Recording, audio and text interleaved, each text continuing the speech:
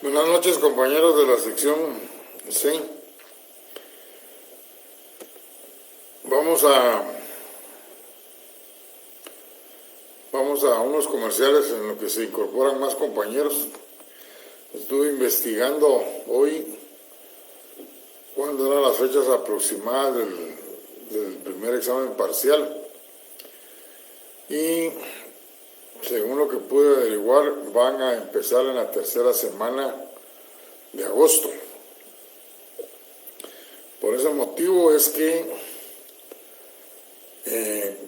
mañana les voy a mandar ya el primer laboratorio, que es sobre la ley del juicing, para que hagan favor de contestarlo.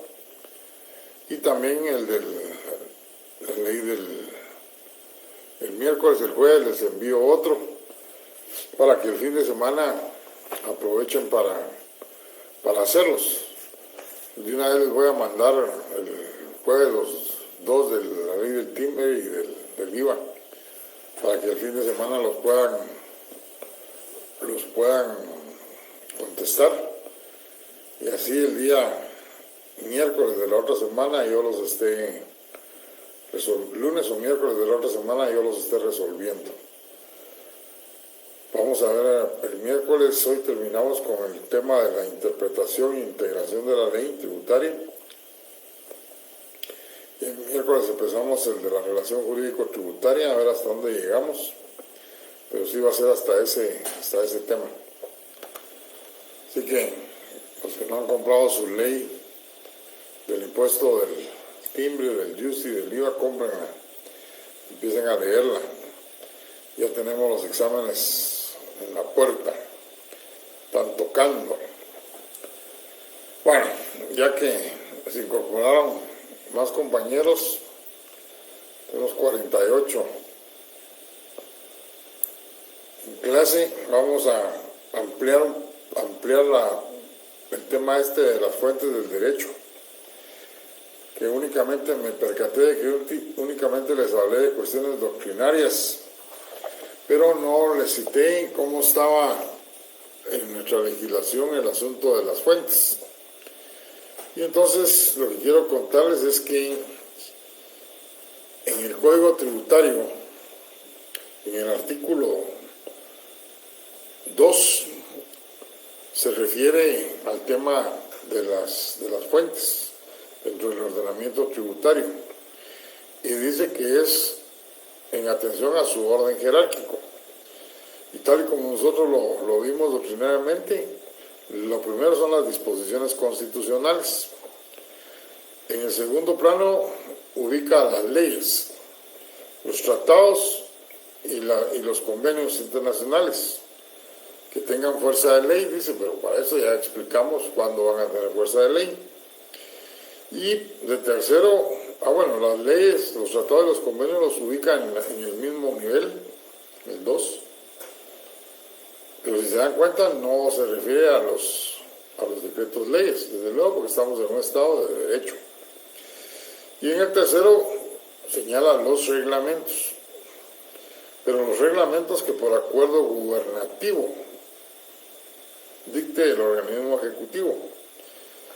Faltó decir aquí que los reglamentos que dicte por acuerdo gubernativo ordenados por las leyes ordinarias, porque ya explicamos que tiene que ser, según la doctrina, un reglamento jurídico que nazca de la existencia de una ley sustantiva que creó el impuesto. Caso contrario, esa potestad reglamentaria que le otorga la Constitución al presidente no la puede realizar, no la puede cumplir dentro de la materia tributaria. Pero también encontramos en el artículo 2 de la ley del organismo judicial cuáles son las fuentes de derecho. Y de inicio dice que la ley es la fuente del derecho y que se complementa con la jurisprudencia, por lo que ustedes ya saben de los fallos continuos, etc. Pero como es una ley general no es especial del derecho tributario, agrega que también es fuente la costumbre, siempre que no sea contraria a la moral o al orden público y que resulte probada. Bueno, esto era lo que les quería ampliar yo de las fuentes del derecho tributario. Y básicamente nos regimos entonces por lo que dice el artículo 2 del Código Tributario, que está en consonancia con lo explicado y señalado por la doctrina. Veamos ahora lo referente a la interpretación de las leyes tributarias.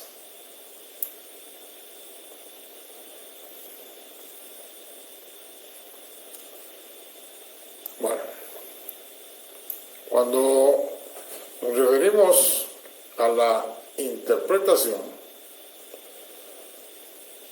se entiende que lo que se está buscando es el sentido y alcance de una disposición legal.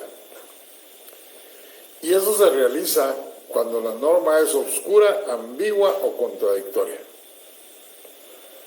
Cuando el intérprete encuentra una ley, una disposición legal que tiene uno de esos tres elementos, la ambigüedad, o que es oscura o contradictoria, pues sencillamente debe de buscar el sentido y el alcance, lo que quiso decir el legislador.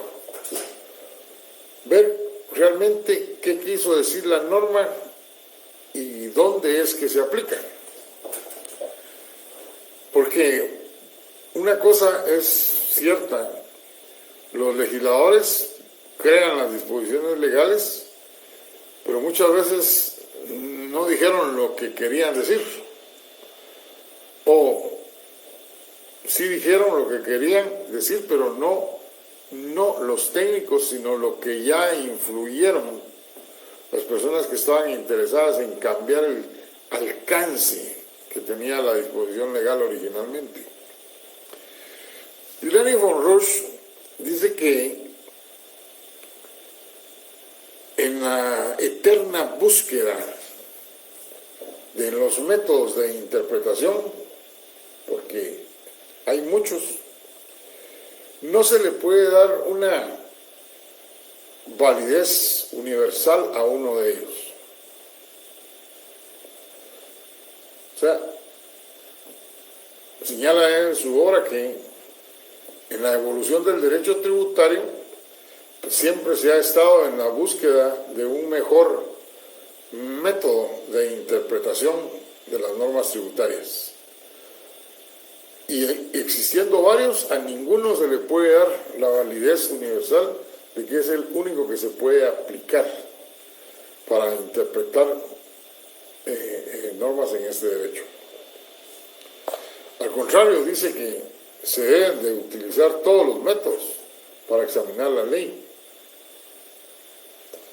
que se debiera de utilizar todos los que se adecúen en el análisis de la intención del legislador, para buscar cómo se adecúa a la realidad que rodea todo el sistema jurídico relacionado con este marco tributario, y que definitivamente analizar la realidad económica de esa normativa. Y es que señalan los autores que los hechos generadores, su naturaleza está orientada al aspecto económico. Y es que cuando el legislador crea una ley tributaria, pues definitivamente esos hechos generadores que están incluyendo dentro de las leyes tienen como objeto establecer la capacidad contributiva de un sujeto. No por gusto, en la ley del UCI se establecieron parámetros del valor de los inmuebles para así aplicarles un 2, un 6 y un 9 por millar. El problema es que muchas veces las palabras no se ajustan al sentido y al alcance utilizado en la ley. Y eso da lugar a la litis, a la confrontación entre el sujeto activo y el sujeto pasivo, que lo hace llegar hasta los órganos jurisdiccionales a través del contencioso tributario o del económico coactivo cuando ya se trata de cobrar. El tratadista Giannini agrega en esto de la interpretación que aun cuando se apliquen todos los métodos de interpretación que se consideren convenientes, nunca debe de olvidarse la lógica jurídica. Ustedes ya recibieron el curso de lógica jurídica, entonces ya saben a qué se está refiriendo este autor. O sea, no centrarse en lo que dice el método, sino utilizar la lógica que uno ya con los años va adquiriendo con respecto a las distintas leyes, normas que hay en nuestro ordenamiento legal. Luego de explicado esto de que la interpretación de las normas tributarias se dan cuando estas son oscuras, ambiguas o contradictorias, pues pasemos a analizar algunos, dije algunos, porque no podemos analizarlos todos, de los métodos que tienen mayor uso, podríamos decir, dentro de la materia tributaria, algunos. Por ejemplo, el método literal. El método literal es un método que definitivamente nos está señalando que debemos buscar el sentido y el alcance de las palabras empleadas en la ley. Y que ese sentido y alcance lo vamos a buscar en el diccionario de la Real Academia Española. Lo que significan esas palabras, que posiblemente es lo que están haciendo oscuro, ambiguo o contradictorio este normativo.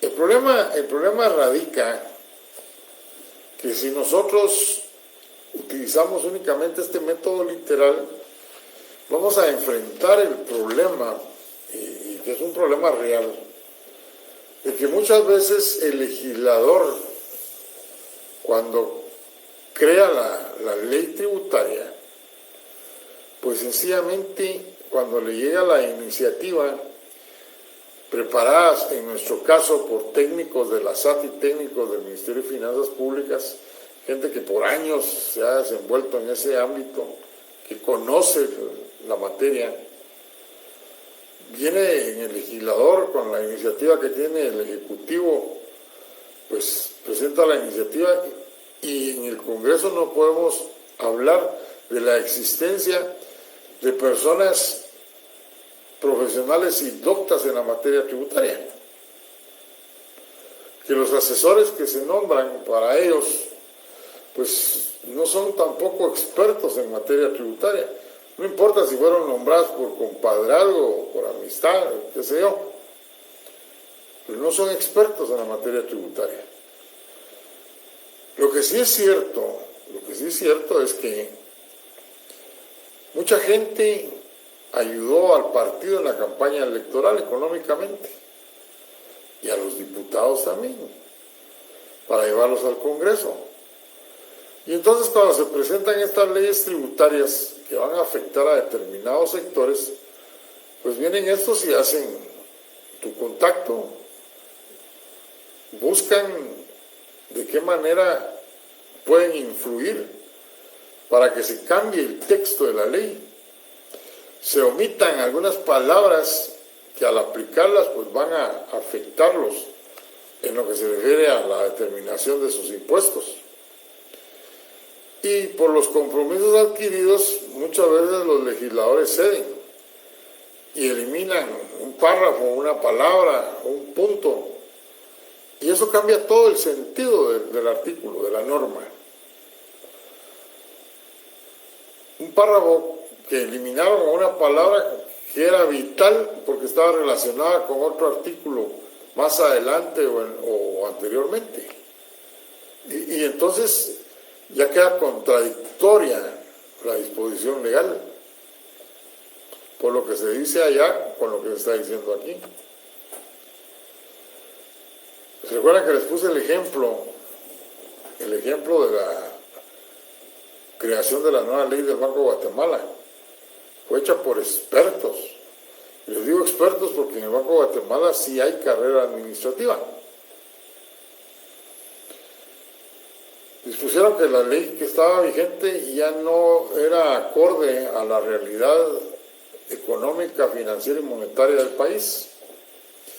Y en base a ello, hicieron un nuevo proyecto, una nueva iniciativa, la presentan al Congreso y en el Congreso empieza el problema, a cambiar una serie de artículos, a querer incluir otros. Y es cuando se nombra una comisión para ir a hablar al Congreso, una comisión del Banco de Guatemala, para decirles que si van a hacer todas esas modificaciones o incluir todas esas disposiciones, prefieren quedarse con la ley que estaba vigente y no con la que les va a producir problemas. Ante esa situación, posteriormente el Congreso aprobó esa ley tal y como la mandó el Banco de Guatemala. Cosa contraria se dio con la ley que tiene incluida el impuesto sobre la renta. La Administración Tributaria incluyó, junto con el Ministerio de Finanzas, un articulado que le daba la oportunidad a la Administración Tributaria de poder fiscalizar en mejor forma a los contribuyentes y evitar un lugar por medio del cual se estaba dejando de pagar impuestos. Y cuando se presenta la normativa al Congreso, le eliminan la mayor parte de artículos y ya cuando estemos en esa ley yo se los voy a señalar. Y encontramos con que definitivamente dejaron el contenido de esa figura sin las principales normas. Le dejaron unos cuantos artículos, pero que no son suficientes para que la administración pueda cumplir con su propósito.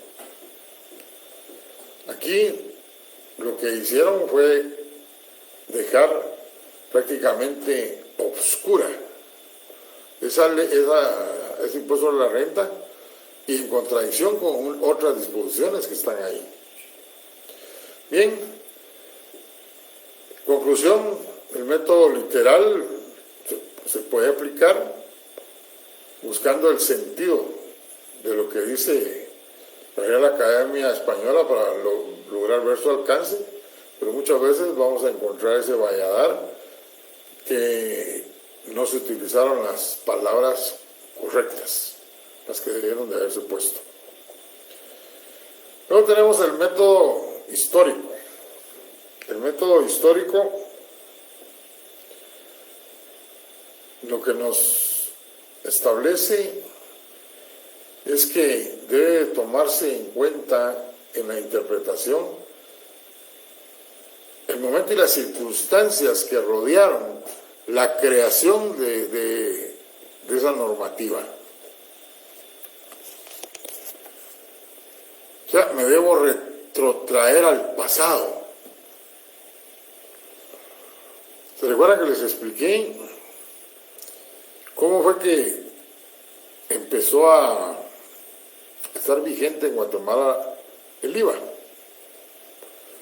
Les dije, fue mediante un decreto ley en el tiempo del general Ríos Montt,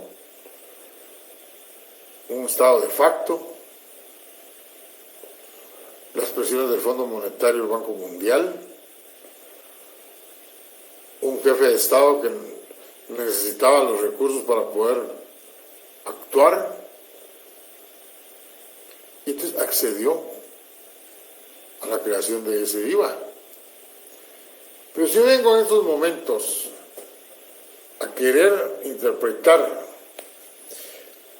las disposiciones creadas en atención a las discusiones que dieron los diputados en aquella época, o sea, la discusión parlamentaria, irme a los archivos, a ver los dictámenes, pues todo eso no va a coincidir con la realidad actual. Y ahí es donde realmente el método histórico, aun cuando en la doctrina se diga que todos se deben aplicar, es inoperante. Por la sencilla razón de que los impuestos, los tributos son cambiantes en cada momento, así como evoluciona la sociedad. Ya no tenemos una ley del IVA que ha sido de aquella época, cuando surgió. Ha ido cambiando también con el tiempo, modernizándose, diría yo. Entonces, el método histórico es difícil de aplicar en la materia tributaria porque las circunstancias del derecho tributario son cambiantes. Tan cambiantes que en el pasado se llamaba hacienda pública, luego hablamos de finanzas públicas, y de que luego surgió el derecho tributario, independizándose totalmente según una corriente. ¿Se acuerdan que hablamos de eso? ¿Qué va a pasar más adelante? No sé. Pero me quedo ahí y ustedes dirán o analizarán si realmente el método histórico es algo que deba de tomarse en cuenta. Veamos ahora el método lógico. El método lógico es un método que lo que nos dice es que debemos de hacer un análisis profundo de la disposición legal. Un análisis que nos dé la oportunidad de encontrar su verdadero sentido y alcance de lo que el legislador quiso decir según su contenido de esa disposición. El método lógico es un método que da la opción de que se pueda aplicar en dos formas.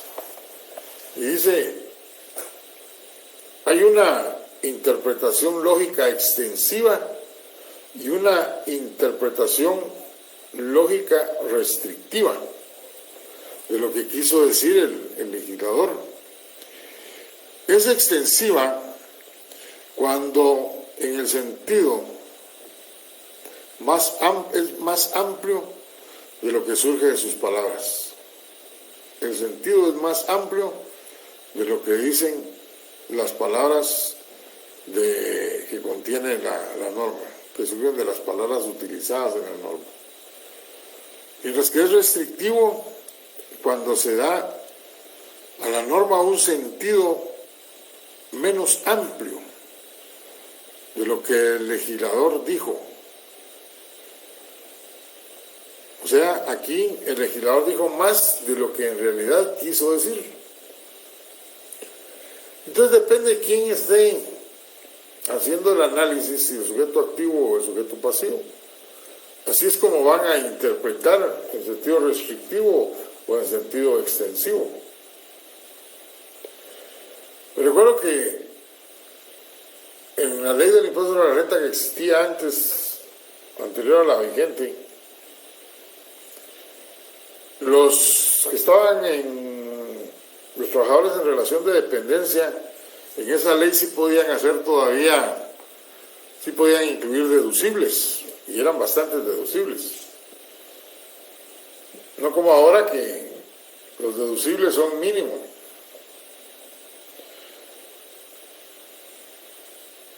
Los que están en relación de dependencia. Y en aquella ley se incluía como deducible todo lo que ustedes puedan relacionar con una enfermedad, honorarios médicos, honorarios de hospitales, rayos X, esos exámenes más,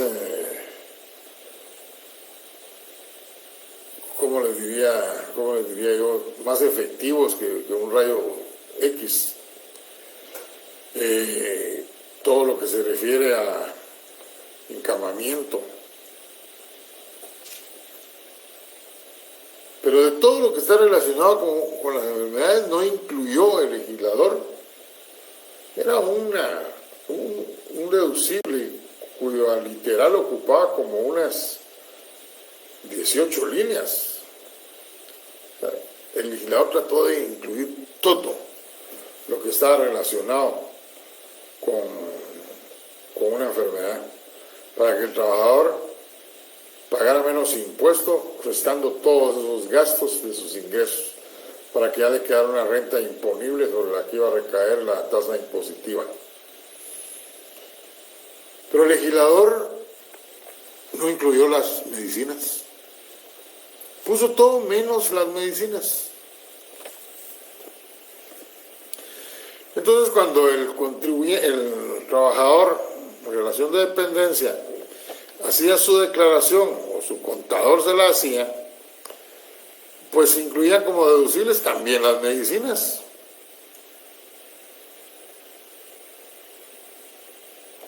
O sea, una interpretación lógica extensiva. Está todo, porque la medicina, que es algo vital también, ¿por qué no iba a estar? Y entonces lo incluían las medicinas. Cuando venía la administración tributaria y auditaba esas declaraciones, decía, no, esto no lo pueden incluir, aplicando una interpretación lógica restrictiva. Y de inmediato surgía la litis, hasta llegar al órgano jurisdiccional para que dirimiera quién de los dos tenía la razón. Y lo normal era que el órgano jurisdiccional dijera, si la ley no lo dice, no existe, y confirmaba el ajuste. Pero eso se debe a que el legislador está dejando la duda dentro de la norma que está creando.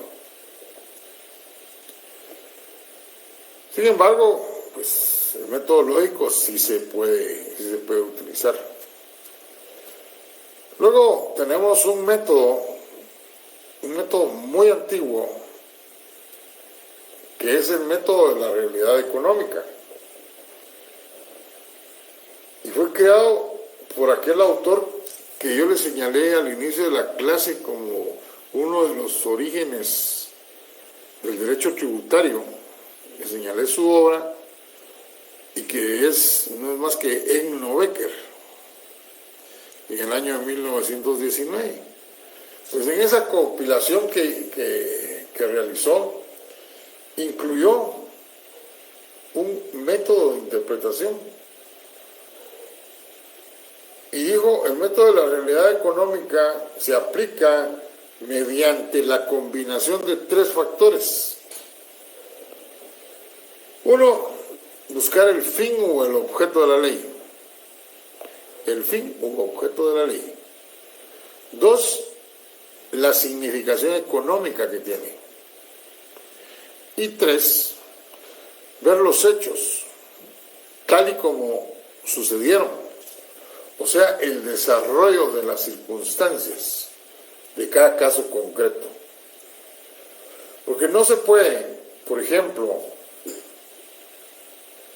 analizar una declaración jurada de un abogado con respecto a la declaración de un ingeniero agrónomo. La actividad económica es totalmente diferente. Y los ingresos que puedan tener, pues, van a ser diferentes.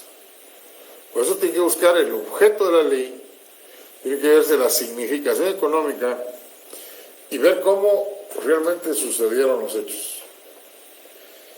Este es un método que pesar de ser tan antiguo, en lugar de desaparecer, ha ido cobrando mucha más vigencia. Y se aplica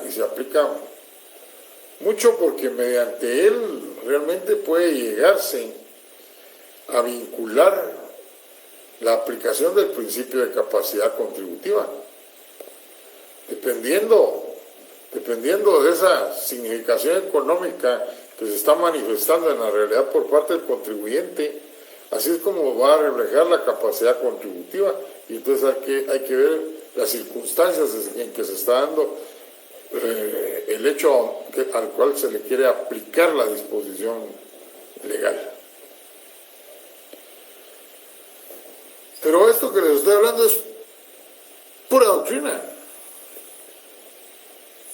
En la práctica se ha demostrado que no son los métodos los que aplican, sino son modos de interpretación.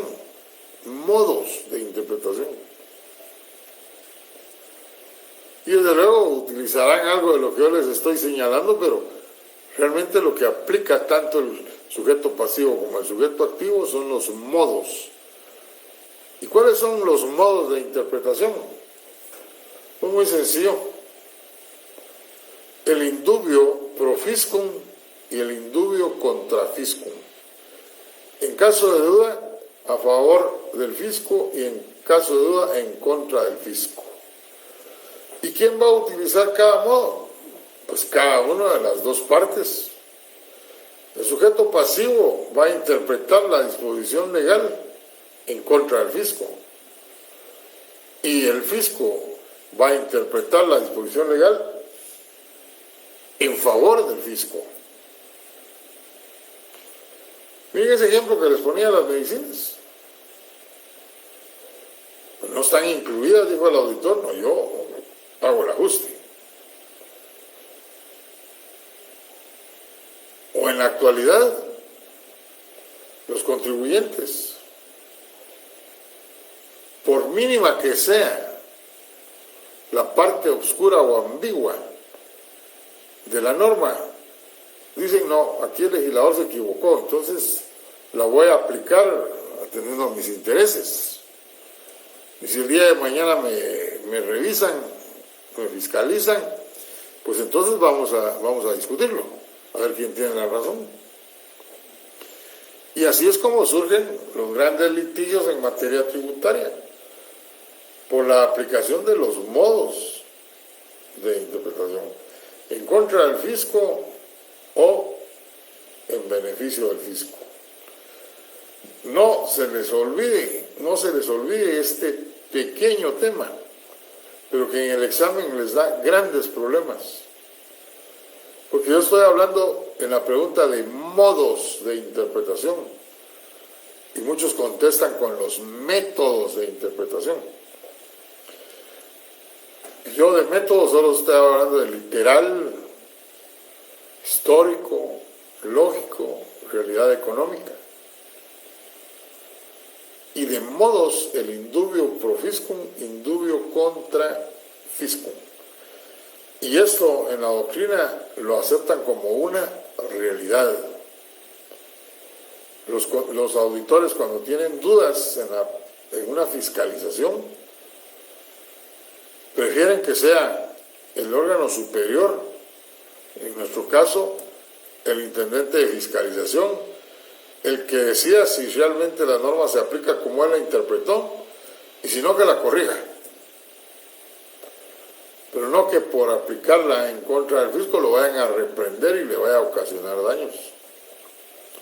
Y el contribuyente que lo hace de esa forma, pero con el objeto de no pagar más impuestos. Y ojalá nunca me vayan a fiscalizar y ya salí bien. Así es como funciona la realidad. Bueno, eso es lo que tenemos en cuestión doctrinaria. Pero veamos cómo está la cuestión legal. La cuestión legal podríamos decir que nace desde el proyecto de código tributario para la América Latina que yo les contaba, que creó un argentino, un brasileño y ¿quién era el otro? Se me va el nombre, pero que por dos órganos supranacionales fue creado. Y entonces surge este proyecto de Código Tributario para la América Latina, que en su artículo 5 establece, se los voy a leer: las normas tributarias se interpretarán con arreglo a todos los métodos admitidos en derecho, pudiéndose llegar a resultados restrictivos o extensivos de los términos contenidos en aquellas. Las disposiciones precedentes también son aplicables a las exenciones. Si ustedes se dan cuenta, habla de todos los métodos, como que siguieron la corriente que tiene el libro de Giuliani von Rush. Todos los métodos se deben utilizar, y aplica el método lógico cuando dice resultados restrictivos o extensivos. Y no solo lo aplican para los impuestos, sino también para las exenciones. Pero no solo lo aplica para los hechos generadores, sino que también para las exenciones. Ahora, ¿qué nos dice el Código Tributario?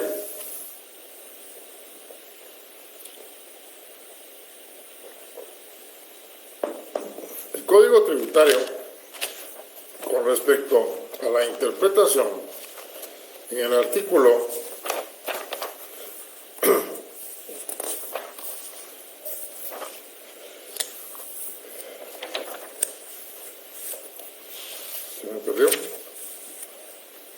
el artículo 4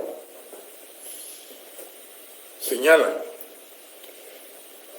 la interpretación de las normas tributarias se hará conforme a los principios establecidos en la Constitución Política de la República. O sea, dijimos que la principal fuente del derecho tributario era la Constitución, porque estaban los principios básicos, estructurantes, sobre los cuales se desarrollan todas las leyes impositivas. Y aquí se está ratificando. Voy a interpretar en base a esos principios. Pero si ahí no encuentro el alcance y el sentido de la norma, pues entonces me remito al contenido del derecho tributario, los contenidos en este código. Pero si aún aquí tampoco encuentro lo que busco en las leyes tributarias, o sea, las propias leyes sustantivas, las que han creado los impuestos. Y por último, dice, bueno, la ley del organismo judicial. Ustedes saben que la ley del organismo judicial es para aplicación de todo, y esto es básico para los jueces, los magistrados.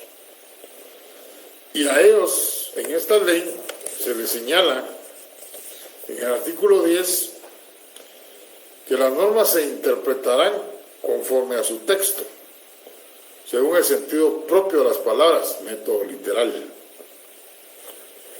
Luego dice, de acuerdo a las disposiciones constitucionales, pero ya le antepuso el método literal, a las disposiciones constitucionales. Y cuando una ley es clara, no se desatenderá su tenor literal, con el pretexto de consultar su espíritu. Y luego agrega ese artículo que el conjunto de la ley servirá para ilustrar el contenido de cada una de sus partes, o sea, todo el articulado servirá para interpretar un artículo.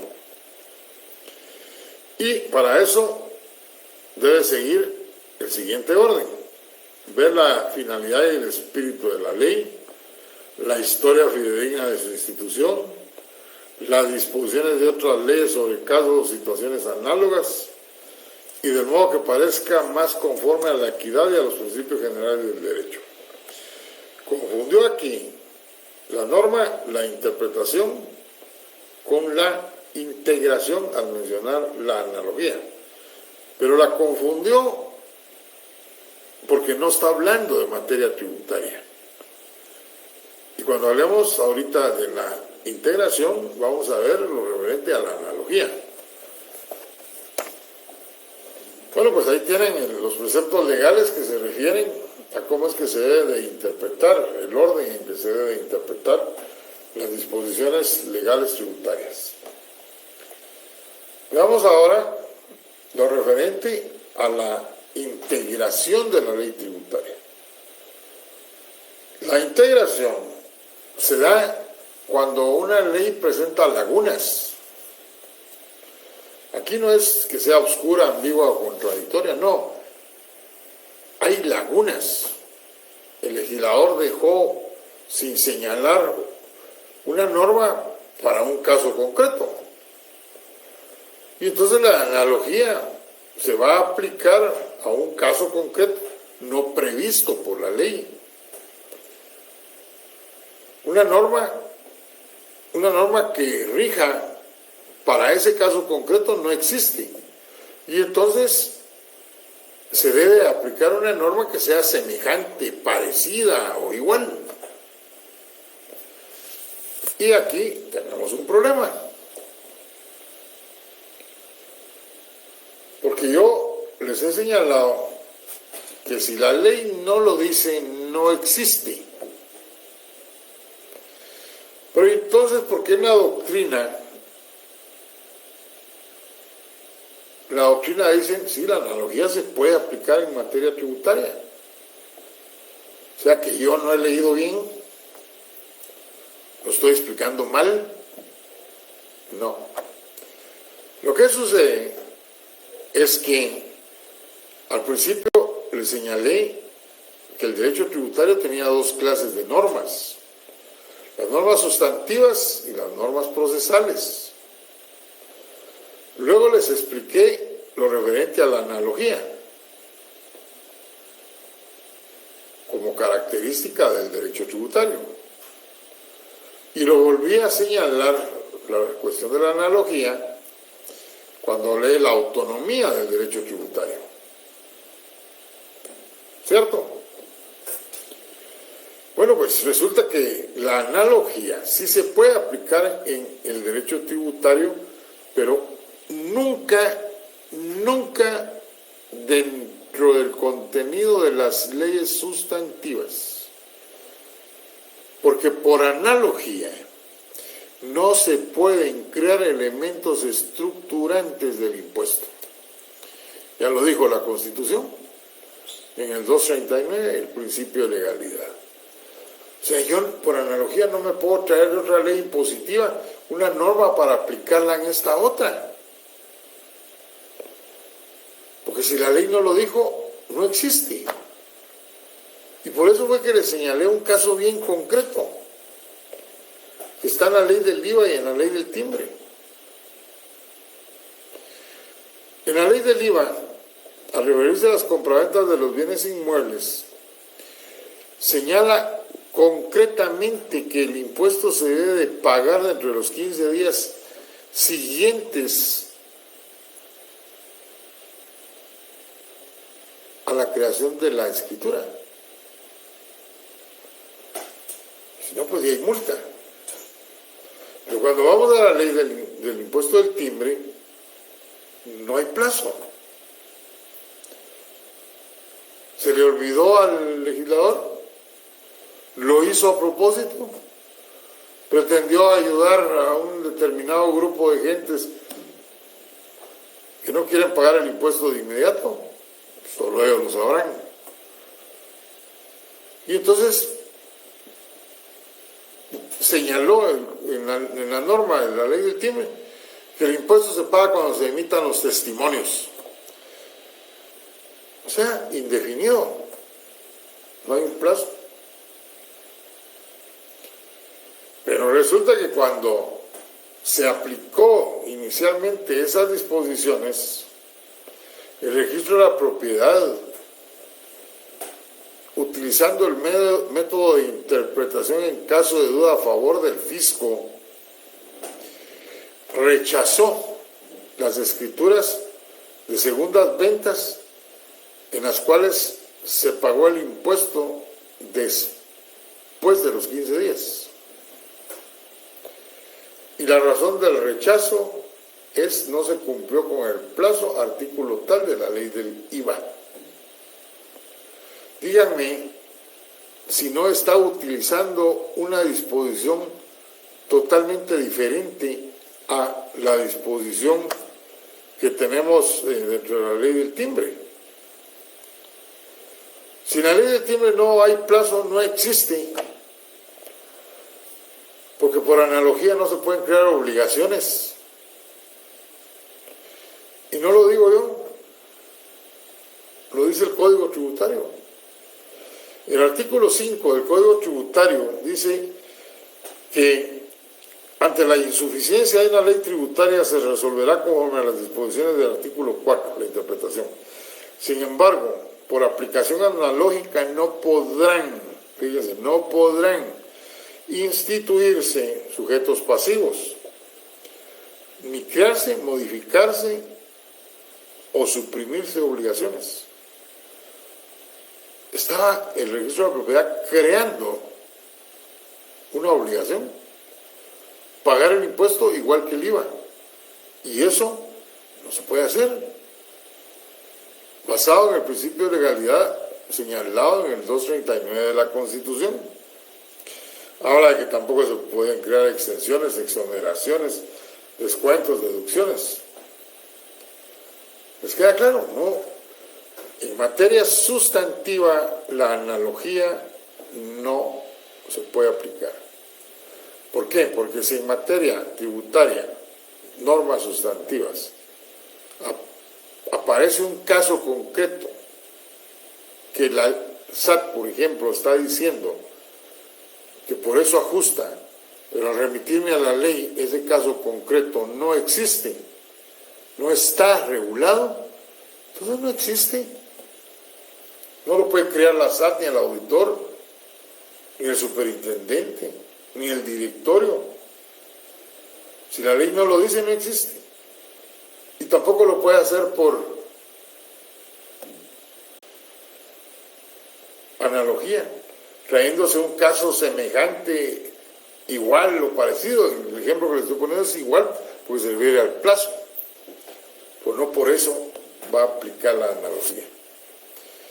Y en la doctrina, entonces, si tienen razón, se puede aplicar, no a las normas sustantivas, pero sí a las normas procesales.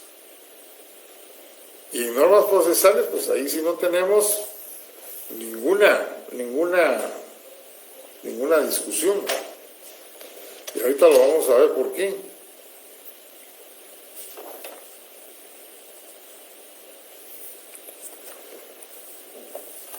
En normas procesales, cuando hablamos de la autonomía, yo les dije a ustedes, el derecho tributario guatemalteco no es autónomo en su totalidad. Es un derecho con una autonomía parcial. Eso no tiene nada que ver con el derecho tributario en general. Otras legislaciones sí tienen sus propias normas procesales. Y les dije yo, bueno, el derecho tributario, cuando habla de las normas procesales, tiene que usar la muletilla de otros derechos. Y esto concretamente se da en la materia procesal. Si ustedes se van al artículo 121 del Código Tributario, que por cierto que para el segundo examen parcial se va a evaluar el Código Tributario, pero hasta el artículo 120. El 121 ya es en adelante es para el examen final. Pues ahí en este articulado que se refiere al proceso administrativo, en el capítulo 5, es donde está señalado el asunto de la prueba. Y cuando habla de la prueba, en el artículo 142A, dice que podrán utilizarse todos los medios de prueba admitidos en derecho. Una descripción general, habla del periodo de prueba en el 143 y en el 144, las diligencias para mejor resolver. Pero decir todos los medios de prueba admitidos en derecho fue demasiado amplio. Como también resulta que cuando se refirió al contencioso administrativo fue demasiado restrictivo. ¿Por qué? Porque lo regula en 8 artículos, del 161 al 168. Y ustedes saben que el contencioso tributario es un proceso largo, lleva distintas fases. Y aquí la única fase que están señalando en este articulado es el plazo para interponerlo. Pero por todas esas lagunotas que dejó el legislador, entonces dice, también son normas aplicables la ley de lo contencioso administrativo, el Código Procesal Civil y Mercantil, la ley de organismo judicial. Y como si eso no fuera suficiente, cuando se refiere al económico coactivo, que ya es cuando la SAT va a cobrar, pues también, a pesar de que ahí sí están las distintas fases, sabe que hay lagunas, y entonces dice, esas lagunas se pueden supletoriamente aplicar disposiciones legales contenidas en el procesal civil y mercantil y la ley de organismo judicial. Más claro, no se puede. El derecho tributario guatemalteco no tiene una autonomía, porque se basa en otros derechos cuando se está hablando de cuestiones procesales. Y en esos casos, pues, sí es aplicable la analogía. Sí procede para casos no previstos en la ley buscar en otras regulaciones legales disposiciones legales, normas que llenen ese vacío, como los casos que les acabo de señalar. Bueno, eso es lo que tenemos para el día de hoy. La interpretación y la integración de las leyes tributarias. Vuelvo a repetir, ahorita que ya están 61 compañeros incorporados. Investigué que en la tercera semana de agosto van a empezar los primeros parciales. ¿Qué día me toca? No sé, pero sí van a empezar. Por favor, compren sus leyes del timbre, IVA y UCI. Ya mañana les envío el primer laboratorio. Y el jueves les estoy enviando los otros 2 para que el fin de semana lo aprovechen para contestarlos, usando el procedimiento que les dije el primer día de clases. Y el miércoles iniciamos un nuevo punto que es la relación jurídico-tributaria, que no creo terminarla, pero que vamos a evaluar hasta dónde lleguemos. Muy bien, señores, ya vi que no hay preguntas, no he escrito ningún. Solo dice cuáles son los modos de interpretación: indubio pro fiscum, indubio contra fiscum. En caso de duda a favor del fisco, en caso de duda en contra del fisco. Bueno, los dejo. Buenas noches, buen provecho. Nos vemos el miércoles.